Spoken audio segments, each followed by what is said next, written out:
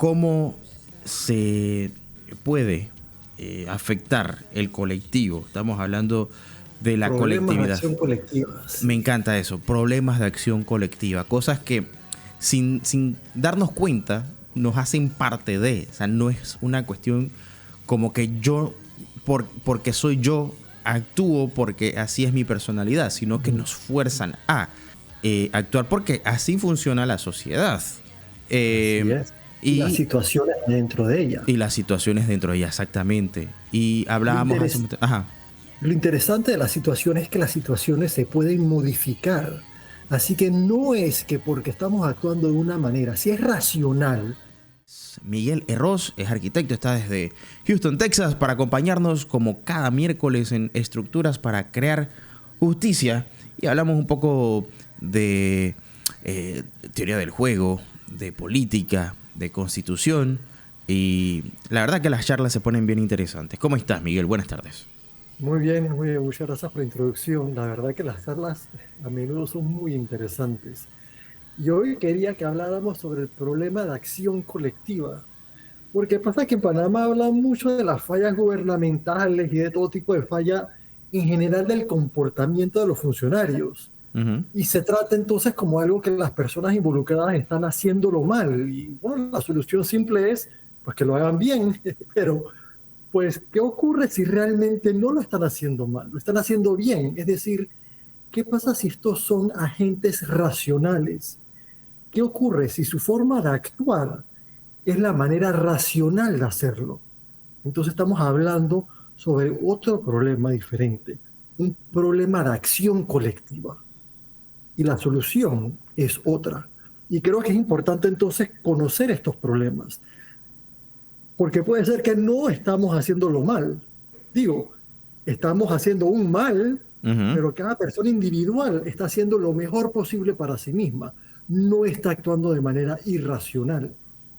Así que... A ver, si estoy en el tráfico, Miguel, y me paso hacia la derecha porque veo que el carril está avanzando más rápido, el que está detrás de mí está pensando exactamente lo mismo.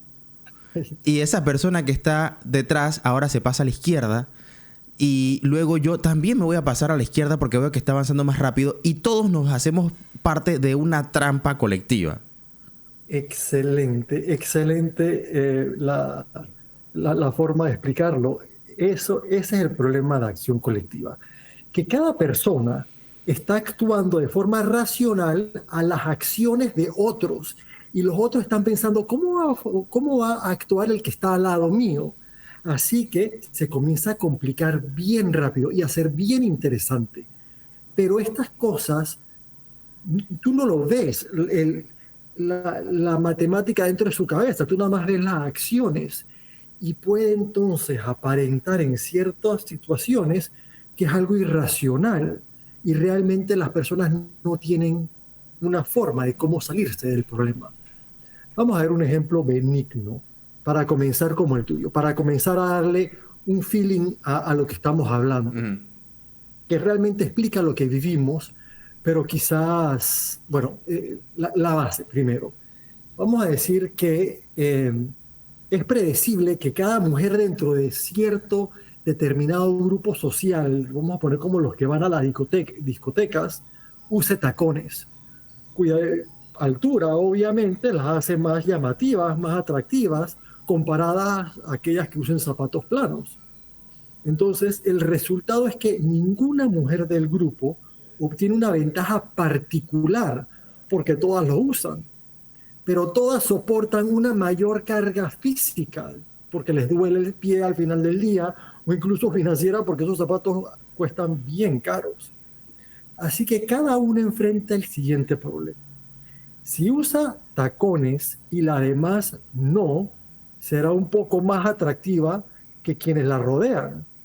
Si las demás usan tacones altos, cualquier una va a pensar que más vale que también los use para no quedarse atrás frente a sus pares. Así que haga lo que hagan las otras, cada una debe usar tacones, aunque quizás a todas les iría mejor si los tacones nunca hubieran sido inventados. porque no tuvieran que tener pies que les duelen ni gastarse mucho más dinero. Y como todas la están usando, los tacones, entonces ni una tiene una ventaja. A ver, Así que está metido en un problema, tienes que usarlo, si no las otras se van a ver más atractivas y tú vas a quedar que nadie te presta atención. Existen formas comunes de abordar estos problemas, la acción colectiva, entre normas sociales, sanciones, estructuras, no sé, pero es un error común creer que lo que funciona en un grupo pequeño para solucionar estos problemas funciona en uno grande. Porque ahora ya veremos de nuevo con lo de los zapatos. Si son nada más 5 amigas que se van a reunir en una casa, pueden coordinar para usar zapatos bajos, sin tacones. Y por no quedar mal con las amigas, para que la inviten en el futuro, cambia la ecuación. Y ya entonces ninguna va a usar zapato alto. Pero en una discoteca con 600 otras mujeres, eso no funciona. que encima no conoces Cualquier tampoco, con grupo la que no te puedes poner de acuerdo. no te puedes poner de acuerdo. Tú con tus 5 amigas te puedes poner de acuerdo. Y llegas a la discoteca a las 5 ustedes y van a hacer las chaparritas. Así que es quien llegue, quien entienda esto, ves que las personas van a estar obligadas a tomar esa acción, quieran o no. El problema ya no es uno, pero esto es benigno, estamos hablando sobre bien y mal, estamos hablando solamente de un ejemplo. Pero bueno, no todos los problemas de acción colectiva vale la pena resolverlos, quizás este es uno que no, pero el mismo punto se aplica a los dilemas de prisioneros o a las tragedias de los comunes, que a menudo tienen una estructura subyacente similar a lo que acabamos de hablar, al ejemplo este, Ajá. pero cuando estos producen una mala gestión gubernamental, sí vale la pena corregirlos. A ver, me gustaría que pudiéramos ahondar un poco en la tragedia de los comunes. Hay una analogía muy famosa que es de un granjero y su vaca, ¿no? Que tiene una vaca y va al arroyo para que la vaca tome agua. Resulta que otros granjeros también tienen sus vacas y como ven que este granjero está llevando su vaca al arroyo, también lo llevan. Tarde o temprano ese arroyo se va a quedar vacío si todos lo hacen. El problema de la tragedia de los comunes es que queremos hacer lo mejor para nosotros mismos y el problema es que como no podemos garantizar que el otro no lo hará, nosotros seguimos y caemos en la famosa tragedia, ¿no? En donde ni uno ni el otro, o sea, en algún momento los recursos se acaban. Y sería muy bueno que veamos... Ajá, claro. Puedo dar, o sea, la versión clásica, está bien parecida, me gustó tu versión, pero la versión clásica, que es bien parecida, pero es que ocurre cuando comparten un terreno público de pastoreo, así que hay cierta cantidad de hierba para el ganado. Entonces la hierba es el bien común del pueblo, donde cualquier miembro de la comunidad puede llevar su ganado a pastar. Y siempre y cuando todos moderen su uso del común, habrá suficiente hierba para todos y los rebaños podrán prosperar. Pero mientras que los demás estén moderando su uso del común, cada uno de estos pastores en el pueblo puede hacerlo aún mucho mejor para sí mismo o para su familia o para la organización benéfica a la que dona sus ingresos, si deja que su ganado paste solo un poco más y se multiplique. Pero si todos en el pueblo hacen lo mismo, entonces los rebaños van a crecer más y más y eventualmente colapsa el pasto. Se queda, o sea, sin una hierba. Y al colapsar entonces, bueno, se van a comenzar a morir. Pero si ya tú sabes que eso va a ocurrir, que va a colapsar, entonces es mejor dejar que tu ganado paste más aún ahora y así permitir que tu ganado viva más tiempo después. Así que no hay salida. Los incentivos están dispuestos de tal manera que a menos que las personas puedan confiar en que los demás no permitirán pastar a su ganado demasiado tiempo, cada quien tiene un fuerte incentivo para dejar que su propio ganado paste más. Pero si las personas pueden confiar que los demás no van a pastar demasiado, entonces cada quien tiene un fuerte incentivo para sí mismo pastar más tiempo.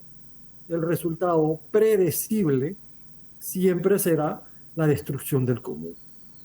A ver, ¿y por qué esto es importante, Miguel? Porque son conceptos que son importantes y que no podemos omitir al momento de hablar de las estructuras dentro de una intención de cambio constitucional, porque al final la naturaleza humana va a aflorar y no podemos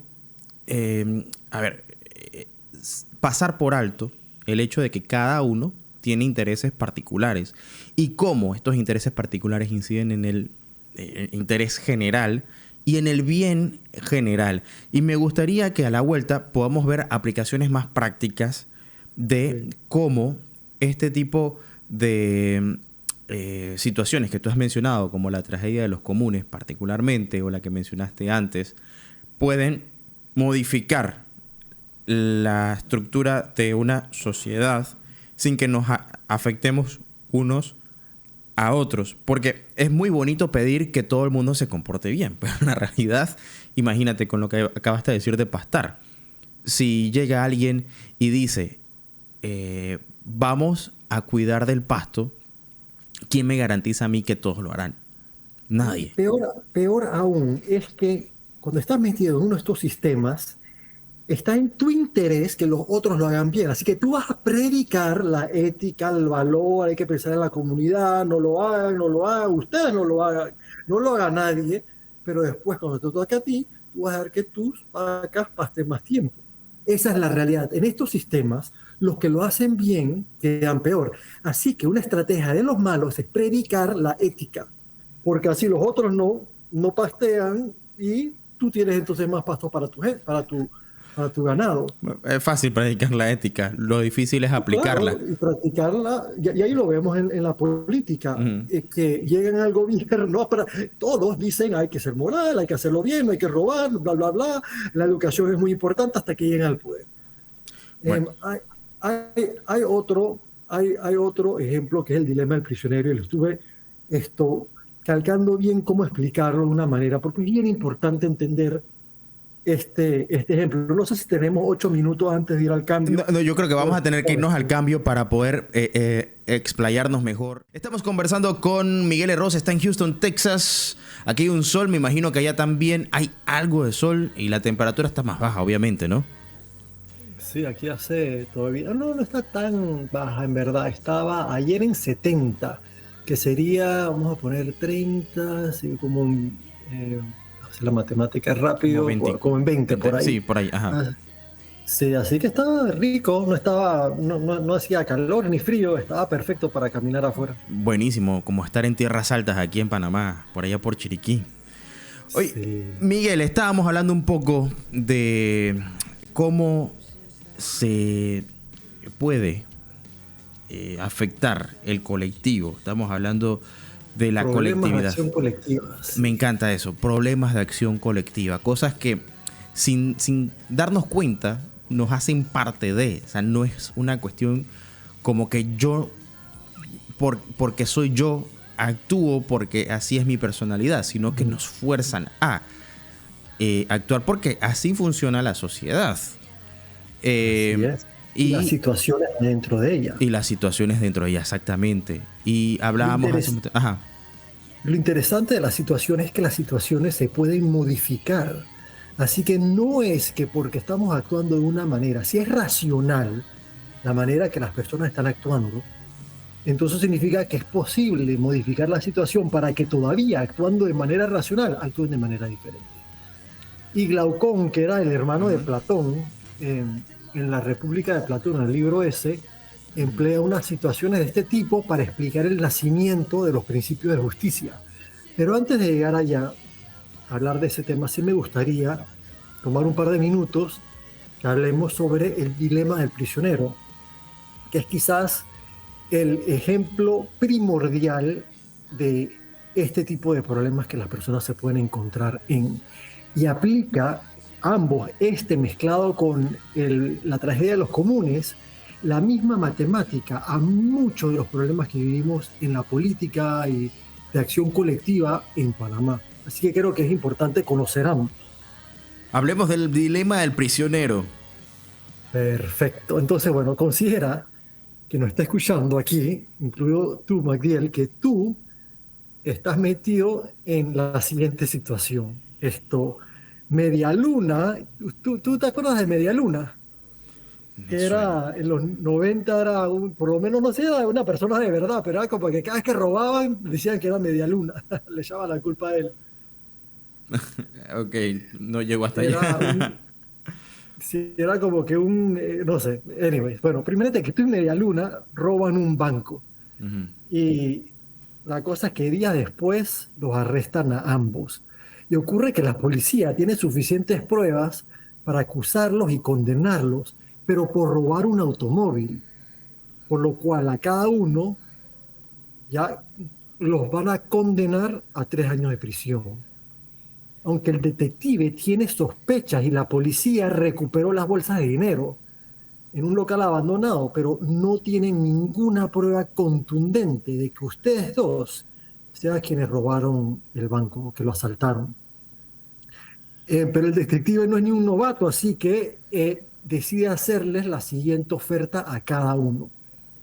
Si uno de ustedes y no el otro confiesa y declara o delata al otro, o sea, está dispuesto a declarar contra el otro, aceptando ser testigo del Estado, entonces esa persona quedará en libertad, mientras que la otra le va a tocar 15 años por robo armado.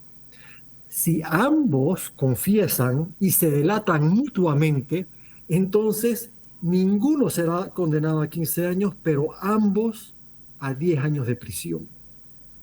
Si suponemos que a cada uno solo le importa minimizar su condena, tú vas a preferir que Media Luna guarde silencio mientras tú lo delatas. Y así, bueno, obvio, entonces tú quedas libre, y bueno, y él 15 años. Estás a punto, pero es a punto de decirle al detective que fuiste tú con él cuando te das cuenta de que él está exactamente en la misma situación. Si razona como tú y colabora como testigo del Estado en tu contra, entonces tú y él terminarán condenados a 10 años cada uno. Ninguno va a salir libre en esta situación. Así que te das cuenta de que a ti te va mejor y a él le va mejor Ujú. si ambos simplemente guardan silencio. Es decir, si trabajan juntos, pues, para frustrar los esfuerzos del detective por obtener la confesión de uno de los dos. Claro, Dado porque... que tu amigo Medialuna está en la misma situación, tú razonas que él también se ha de haber dado cuenta de esto, así que, bueno, y el esto es de que si guardan silencio ambos, le va a ir mejor, y por lo tanto fijas tu plan, vas a guardar el silencio, hasta que, claro, se te ocurre que si Medialuna va a guardar silencio, entonces tú puedes salir sin cárcel simplemente delatándolo. Además, si este pensamiento se le ocurre a Medialuna y decide delatarte, aún así, irá mejor delatándolo porque en vez de cumplir 15 años de prisión, solo tendrías que cumplir 10 años. Así que haga lo que haga Medialuna, a ti te va a convenir más delatarlo. Y lo mismo ocurre con él. El resultado es que ambos concluyen que deben confesar y delatar al otro, con el resultado triste, obviamente, y predecible, que ambos van a terminar cumpliendo 10 años de prisión en vez de 3 años, si tan solo se pudieran quedar con la boca cerrada, si pudieran colaborar juntos. Pero aquí no termina. Les toca toda la suerte del mundo. Te ponen a ti y a Medialuna solos en un cuarto. Así que aprovechando la oportunidad, conspiran a guardar el silencio. Así que bueno, y así nada más tienen que cumplir 3 años en lugar de 10. Así que bueno, los separan de nuevo y te sientes ya tranquilo, consciente de que juntos al menos van a lograr el mínimo tiempo de cárcel, que es 3 años. Ujú. Bueno, menos tiempo, porque el mínimo es 0. Hasta que te das cuenta de que si delatas a media luna, no tienes que cumplir ninguna pena, salvo, por supuesto, que a él también se le ocurra eso y te delate. Pero si es posible que él rompa su acuerdo y te va a delatar, más vale que tú lo delates para evitar 15 años de prisión. Estás atrapado de manera predecible. Todo sale peor a ti y a él de lo que pudiera ser. Digo, si tan solo pudieran contar con que él mantenga su palabra y que tú mantengas la palabra tuya, entonces todo, bueno, todo podría salir mucho mejor. Y nada más 3 años. O, pero también podrías delatarlo. Y así entonces tú salir totalmente libre. Así que no puedes contar con que él mantenga su acuerdo. Al menos no si se da cuenta de que muy bien puedes que tú no mantengas el tuyo. Así también él necesita estar seguro de que tú no vas a romper el tuyo, pero entonces él tendrá un incentivo para romper el suyo, y si ambos entienden esto, ambos tendrán un suficiente incentivo para romper el pacto. Este es el dilema del prisionero. O sea Y que comprender esto, al ajá, final, Miguel, lo más importante no es la justicia, sino la conveniencia. es la realidad. Y es la Y realidad. comprender esta estructura que subyace este dilema arroja luz sobre todos tipos de problemas que vivimos en Panamá, especialmente con lo que tiene que ver la política, desde la educación, mala educación, hasta la falta de justicia, la corrupción.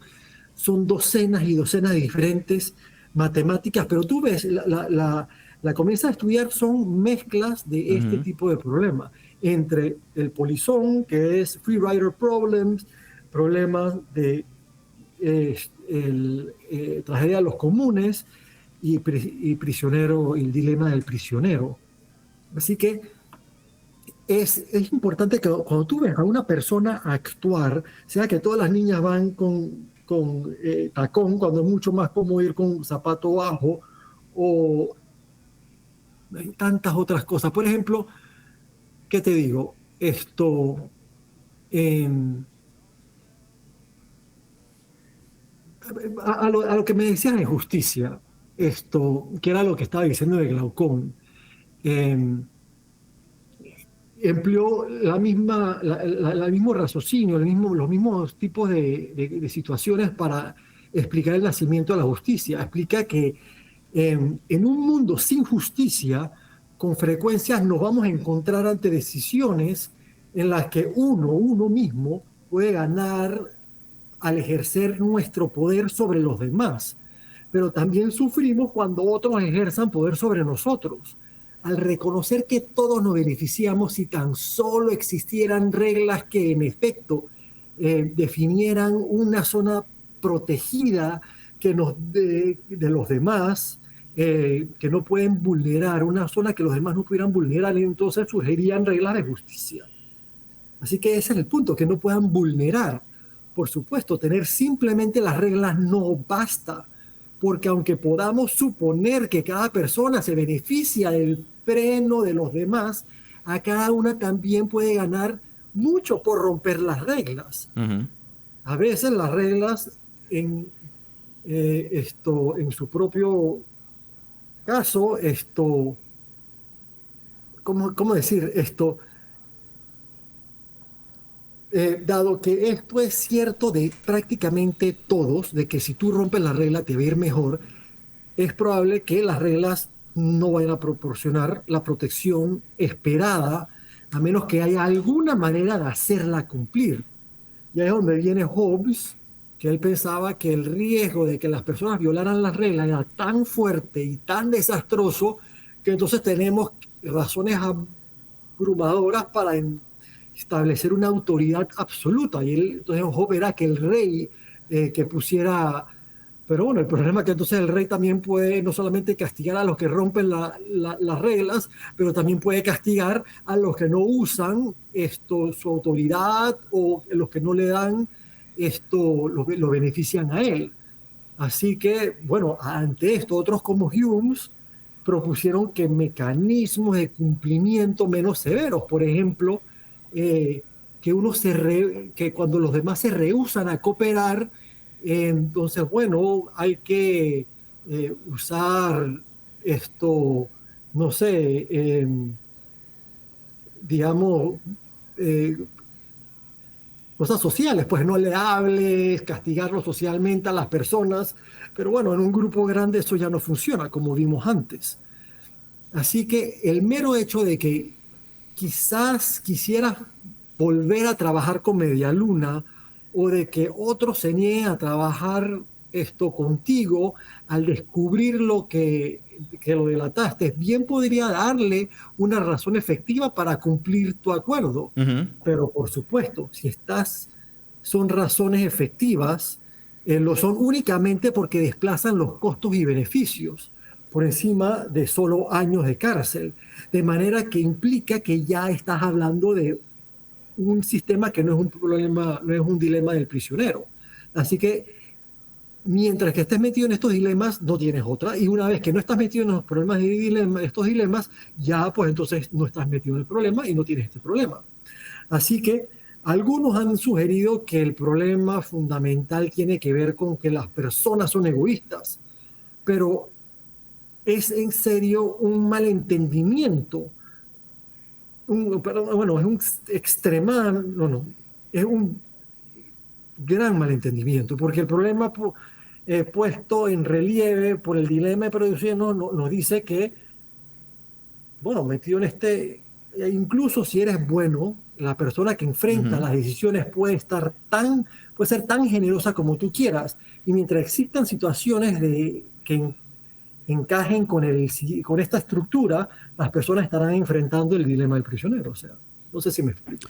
Bueno, y es una cuestión que si no nos las dicen, no las visualizamos o no caemos en cuenta de que existen estos dilemas, que es uno de tantos, porque ya mencionaste la tragedia de los comunes, por ejemplo, que es una de las cosas que nos está pasando, particularmente con el tema del clima, que, bueno, es fácil decir, acabemos con el cambio climático, No. ok, pero díselo a aquellos que lucran justamente de lo que nos hace daño.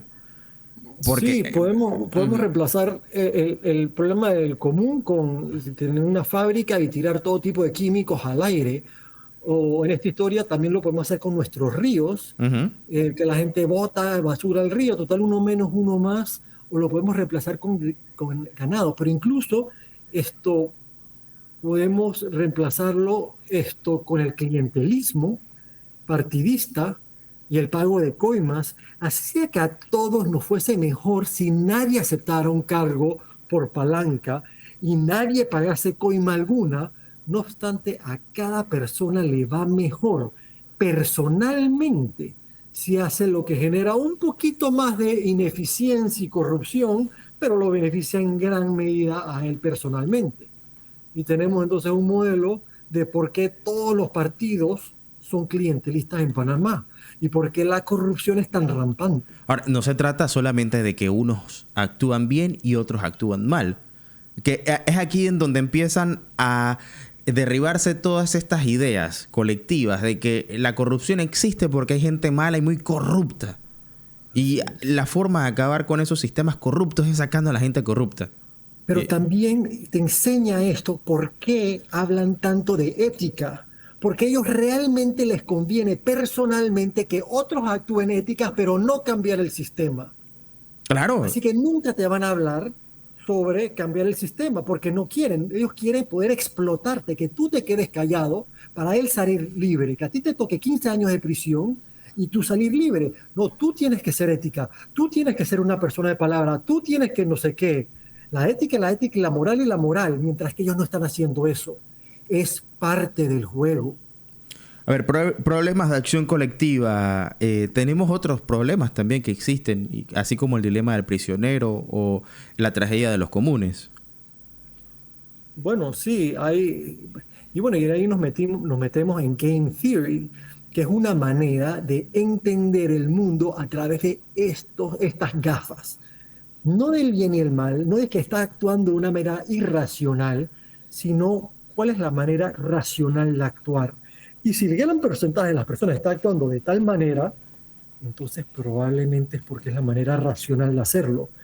Y a veces los que están actuando bien son los que están actuando de manera irracional, pero bueno, no, nunca es suficiente, así que no, terminamos en los problemas que terminamos.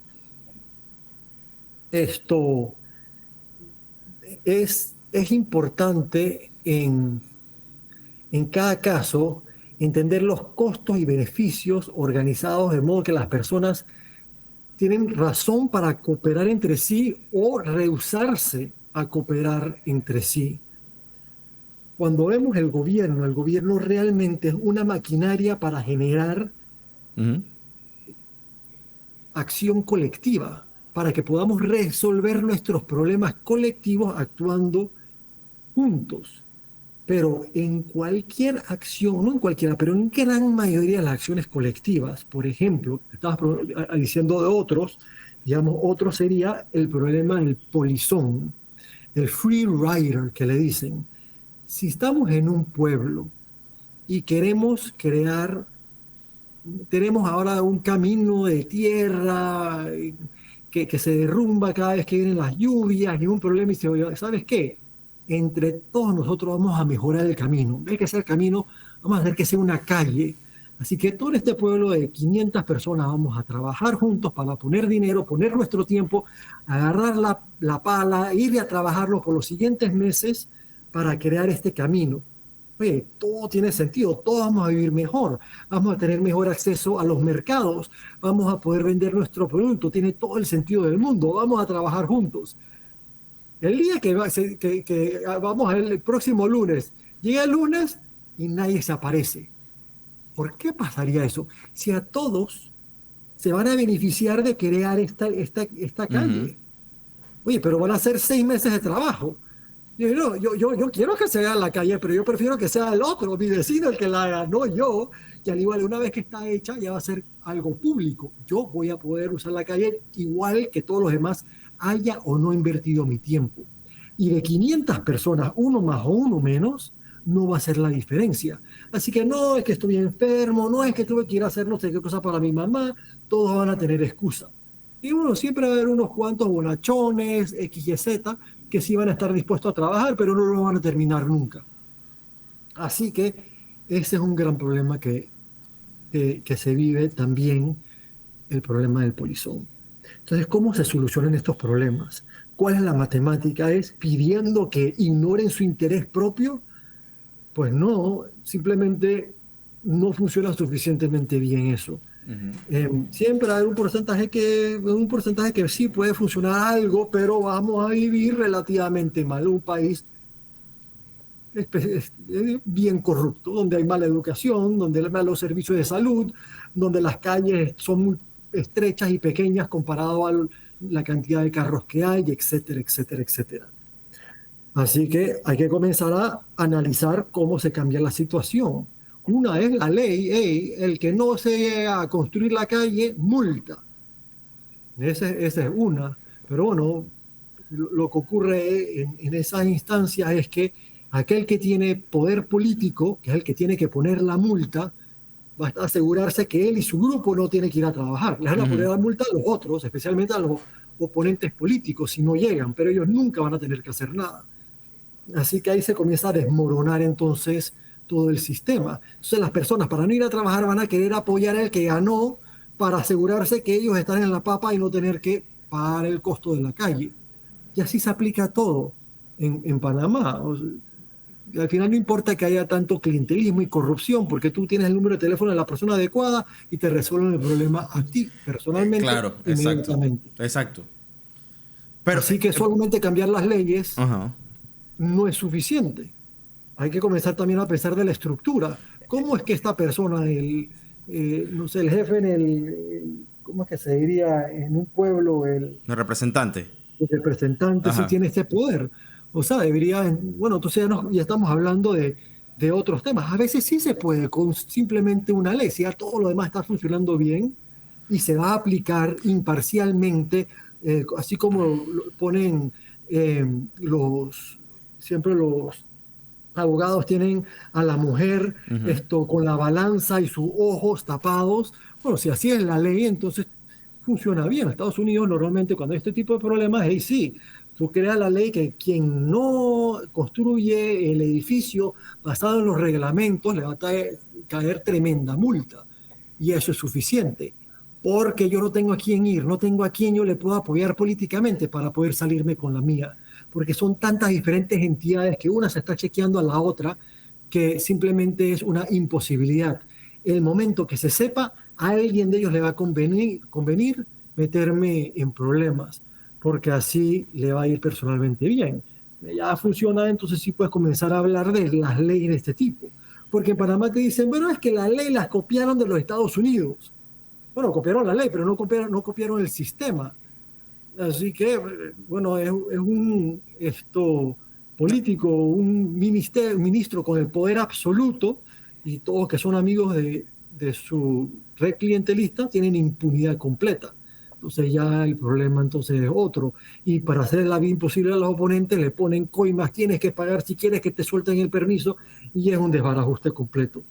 Entonces no tiene nada que ver porque tengamos gente buena o mala, sino que el mismo sistema es el que permite que esto exista. Y bueno, y desgraciadamente las mejores personas en estos sistemas son los que le van peor. Hmm.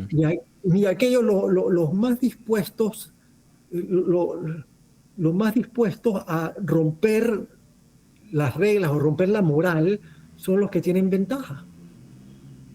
Es la realidad. Y lo triste es que estas ideas simplistas de que solamente la moral es lo que necesitas para solucionar todo, son otra herramienta más para poder explotar a la gente. Lo que te enseña esta matemática es eso. Tú estás en cualquiera de los tres, el del polizón, Ujú. el de la tragedia de los comunes o en el dilema del prisionero. Tú quieres que la otra persona sea una persona ética, que no te delate a ti, que se quede calladita. Hey, vamos a cooperar, está bien, vamos a cooperar. Se queda calladita, tú sales libre y él 15 años en la cárcel. Eso es lo que tú quieres. Si tú ya te conoces el sistema y siempre sales libre, y el bonachón siempre le dan 15 años, bueno, sale con la pena, sale cargando todo el peso, el bueno, y tú siempre sales tirándote el fresco, claro, vas a hablar de ética, ética, moral, moral, pero nunca vas a querer que cambie el sistema. No vas a hablar nunca sobre el sistema, porque ya tú estás viviendo extremadamente bien. Estás explotando a todos los demás. Es un problema que tenemos. Bueno, muy interesante cómo los sistemas pueden alterar el comportamiento común y nos dejan atrapados dentro de un círculo vicioso que es muy difícil, como el ejemplo que daba al principio de cuando nos cambiamos de carril o estás en la caja para pagar y te cambias de caja, pero entonces el otro también Todos se se cambian cambia, contigo. todo se cambia. Sí, exactamente. Entonces es difícil porque una sola persona no puede controlar o modificar el comportamiento del resto y el resto se ve influenciado por el comportamiento común y eso nos lleva a los resultados que tenemos. Entonces mejor es cambiar el sistema. ¿Y cómo solucionaríamos, por ejemplo, el tema de pasarse de un carril a otro? Bueno, limitando el número de carriles, por ejemplo. Y eso O, ha demostrado que mejora sustancialmente el tráfico porque obliga a que las personas busquen otras alternativas y el tráfico disminuye. Esa es una cuestión sí, bárbara. eso es bien interesante. Que muchas veces creen que agregando un carril más va a haber menos tráfico. Esto en los estudios de Ujú. autopistas, o sea, lo hacen. Pero entonces las personas que antes tomaban el bus dicen, entonces es barato. Es bien complicada la cosa, pero sí, al final la matemática da que no mejora para nada el tráfico. Es como que, ¿qué pasó aquí? Empeora. ¿No? O empeora incluso. Así es. Lo bonito de esta forma de ver el problema es que hay una solución. Oye, llevamos ya cuántos años de nación, 114, no sé, de una cantidad y todavía estamos viviendo la corrupción, pero es que siempre hemos tenido, la supuesta solución siempre ha sido la ética, la moral, y de vez en cuando, bueno, la educación sobre la parte técnica de cómo se aplica la ley, pero es que no es eso, no es que no sepan la ley, es que simplemente no les interesa aplicarla. Pero oye, esta otra manera, si comenzamos a ponerle un poquito de esfuerzo a pensar de esta forma, podemos solucionar nuestros problemas. Y las sociedades que lo han solucionado, los mismos problemas que tenemos nosotros, lo hicieron así.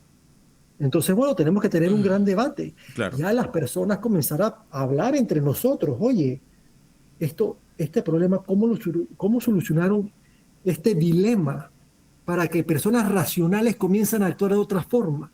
Para destruir sea que estamos metidos en un problema del polizón o en un problema de acción colectiva de cualquier otra manera. ¿Cómo solucionamos el problema de acción colectiva? Es bien difícil porque lo natural es ver a una persona actuar mal y como que es natural esto, ponerle a la persona, al carácter de la persona, la acción. Así que actuó mal, es una persona mala. Como una persona mala, acción mala, la solución, cambiar a la persona. La dejamos en la misma situación y vemos que se reproduce quinquenio tras quinquenio prácticamente igual, con unas cuantas variaciones, pero muy parecido. Entonces, en ese momento, oye, tenemos que ampliar nuestro horizonte de las posibles soluciones. Bueno, y sin por eso duda. estamos aquí cada miércoles. Claro. Y qué bueno, me gustan, es uno de mis temas que me gustan tratar, sobre todo esto, los problemas de acción colectiva, cómo esto altera y afecta nuestro comportamiento, Miguel, porque a veces estamos dentro de una trampa y no lo sabemos. Y para solucionar los problemas necesitamos la llave para salir de esa jaula en la que... Pero primero, para querer la llave, tienes que saber que estás dentro de una jaula. Y el problema es que la gente quiere resolver los problemas siguiendo dentro de la caja, pero hay que salirse de la caja. Por ahí. Pero hay que saber que estás dentro. Son unas gafas, ponerte esas gafas diferentes y entender que cada vez que le estás echando la culpa a la persona, hay una probabilidad bien alta que estés por lo menos en gran parte equivocado. Puede que sea una persona mala también, pero puede ser que no. Pero tú miras que está actuando de manera racional y si lo está haciendo y es una persona racional, entonces, bueno, probablemente entonces está actuando de manera racional. El problema no es uno de moral, es uno de conflictos de intereses, es uno de, al final del día, un problema de acción colectiva. Bueno, Miguel, tenemos que irnos porque se nos fue el tiempo, pero lo bueno es que, como tú lo dijiste, tenemos miércoles aquí a las 3 de la tarde estas conversaciones. Aquellos que están interesados, por supuesto, me gustaría ahondar ahora en fórmulas prácticas de resolver estos dilemas. Lo hemos mencionado por encima, pero como tú lo has dicho, lo importante es que una vez uno escucha estos conceptos, puede investigar más. En Internet hay muchísima información al respecto y cómo esto modifica nuestro comportamiento para tener una idea un poco más formal y un criterio un poco más adaptado a la situación en realidad para tomar mejores decisiones colectivas. Así que te agradezco, un fuerte abrazo para ti, Miguel. Nos encontraríamos la próxima semana, que es miércoles de entierro de sardinas, pero nosotros estamos aquí porque eso se da en la mañana, al mediodía. Nosotros tenemos programación en Radio Ancona, así que aquí nos encontraremos. Así será. Muchas gracias, Magdiel, y a todos en Panamá un gran saludo y nos vemos el próximo miércoles.